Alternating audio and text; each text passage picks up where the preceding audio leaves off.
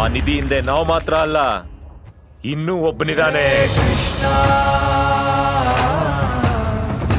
ಕಥೆಯ ಮೂಲಕವೇ ದೇವರನ್ನ ಪಾತ್ರವಾಗಿಸಿ ಸಿನಿಮಾವನ್ನ ಕ್ಯಾಪ್ಚರ್ ಮಾಡುವಂಥದ್ದು ಒಂದು ಡಿಫಿಕಲ್ಟ್ ಟಾಸ್ಕ್. ಅದು ಇದನ್ನ ದರ್ಶನ್ ಸೂರ್ಯ ಹೇಗೆ ಡಿಸ್ಕ್ರೈಬ್ ಮಾಡ್ತೀರಿ ಈ ಸಿನಿಮಾನ? ಸೊ ಶ್ರೀಕಾಂತ್ ಕೆಂಚಪ್ಪ ಅವರು ಈ ಕತೆ ಬಂದು ಹೇಳಿದಾಗ ನಂಗೆ ನಿಜವಾಗ್ಲೂ is it possible to do such kind of movie ಅಂತ ಅನಿಸ್ತು.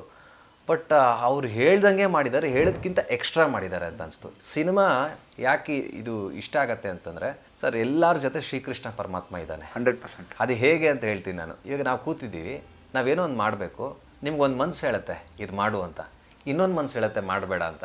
ಸೊ ಯಾವುದು ನಿಮಗೆ ಮನಸ್ಸು ನಿಮ್ಗೆ ಹೇಳುತ್ತೆ, ಒಳ್ಳೇದು ಹೇಳುತ್ತೆ, ಅದೇ ಕೃಷ್ಣ ಅಂತ.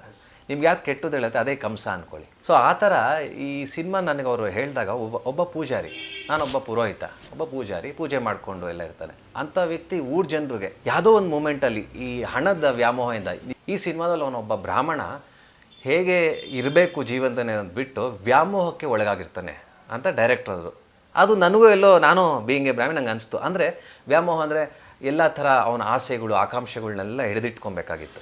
ಯಾವಾಗ ಅವನು ಮಿಸ್ಟೇಕ್ ಮಾಡೋಕ್ಕೆ ಸ್ಟಾರ್ಟ್ ಮಾಡ್ತಾನೆ, ಆಸೆ ಪಡೋಕ್ಕೆ ಸ್ಟಾರ್ಟ್ ಮಾಡ್ತಾನೆ, ಆವಾಗ ಭಗವಂತ ಕಾಣಿಸ್ಕೊತಾನೆ ಅಂತ ಸಿನಿಮಾದಲ್ಲಿ ಅವರು ಹೇಳಕ್ಕೆ ಹೊರಟಿದ್ದಾರೆ.